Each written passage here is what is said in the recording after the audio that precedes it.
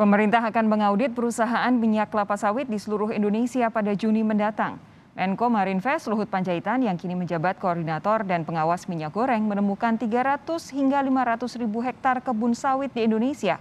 Kantor pusat perusahaannya justru berada di luar negeri. Pemerintah akan mengaudit perusahaan minyak kelapa sawit di Indonesia mulai Juni nanti. Hal ini disampaikan oleh Menteri Koordinator Bidang Kemaritiman dan Investasi Luhut Binsar Panjaitan saat seminar nasional di Sekolah Tinggi Teknologi Angkatan Laut 25 Mei lalu. Luhut yang kini menjabat koordinator dan pengawas bersama Satgas Pangan terkait minyak goreng menemukan ada 300 hingga 500 ribu hektar kebun sawit di Indonesia, di mana kantor pusat atau headquarters-nya justru berada di luar negeri. Begitu Presiden minta saya memanage minyak goreng, orang pikir hanya minyak goreng, tidak. Saya langsung ke hilirnya, ke hulunya. Semua, Anda sudah baca di media, semua kelapa sawit itu harus kita audit supaya kita tahu luasnya berapa, plasmanya berapa, yieldnya berapa, kemudian produksinya berapa, dan kemudian di mana headquarternya.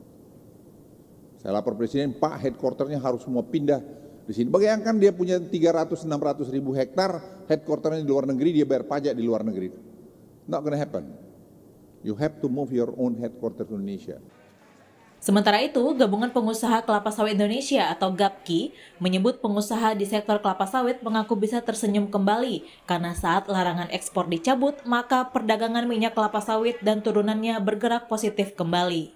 Memang di dalam struktur pasar industri minyak sawit Indonesia, 70% dari komoditas minyak sawit terserap di pasar ekspor. Audit perlu dilakukan untuk mengidentifikasi bisnis sawit di Indonesia, mulai dari kebun sawit hingga kantor pusat dan alur pajaknya. Kebijakan teknis terkait audit perusahaan diyakini pemerintah akan mampu mengurai permasalahan minyak goreng yang telah berlangsung sejak awal tahun 2022. Pemerintah yakin dengan audit yang tepat, maka masalah stok dan penyaluran minyak goreng akan lebih efektif ke depannya. Tim Liputan Kompas TV.